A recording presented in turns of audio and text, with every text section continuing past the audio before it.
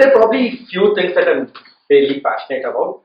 Most of them are these typical. I love music, I love science fiction, I love beer, I love drinking, stuff like that.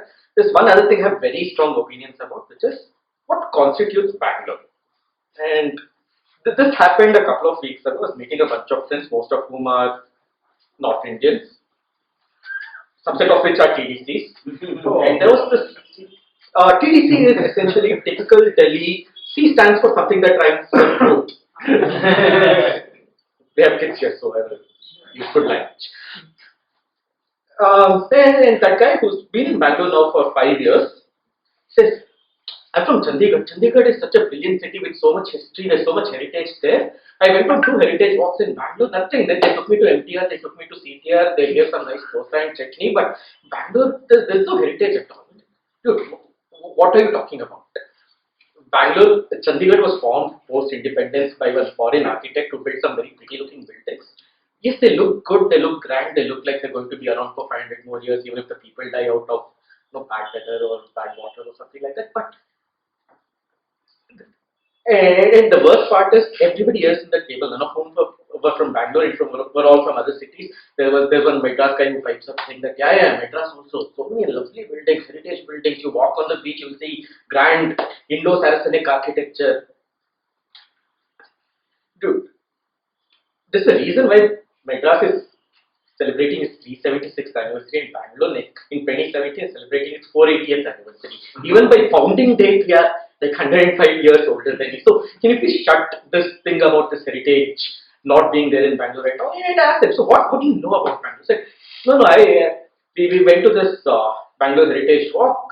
There was one Malleshwaram Heritage Walk, and they took us to all buildings in Malleshwaram. And the oldest building there was 100 years old. I said, yeah, that's because Malleshwaram is 600 years old. Who told you that Malleshwaram is Bangalore? And I ranted, I even put up a rant on Facebook saying that, oh, all these people know nothing about Bangalore. They claim that this is their city, nobody identifies with Bangalore, so on and so forth. That's because Bangalore doesn't really have one thing that identifies it as, hey, this is what our city is all about. And when I thought about it, I realized one very specific Bangalore thing that no other city has. We are a city of layouts. Ever since our establishment, we've just been adding layout after layout after layout after layout after layout. And it goes, you look at our history. Kempegowda starts the city in 1537. He builds a lovely planned city. It's all, nice quadrangular. There are 2 big main roads. There are lots of. He divides each quadrant into further 8 parts, assigns each one of them to a different occupation. There are markets that are set up. Lovely planning. And then he realizes that each one of them will be from a different caste. They'll all need temples. So he establishes temples also. And then he realizes these temples need priests, which means he needs Brahmins. Brahmins will not stay with those guys because, hey, muddy, we can't stay with these people. Not my caste. So, very first thing that Kempegowda did after he established the city of Bangalore was to start Bangalore's first layout. So, very close to what is, so essentially between where the railway station is right now and where Vijayanagar is right now, where a huge sewage drain flows today, but once upon a time was a freshwater stream. Right next to it was established Bangalore's first layout called Kempapura Agrahara. So, because he was establishing various temples, he allotted sites just like what BDA has been doing for the past.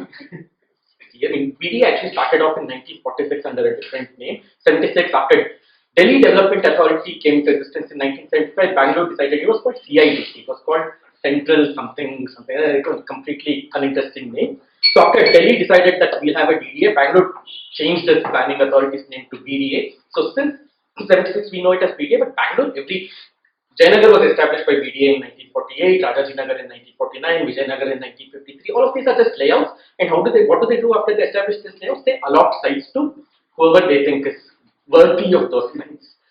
That's what has been happening. So Kempegowda, 48 plots of land are created, and he allots those 48, actually 47, and this is incidentally the earliest inscription about any act that Kempegowda has done that is available to historians. He allots 47 of those plots of land to Brahmins and 1 plot of land to a Veerashaiva or a Lingayat as we call them,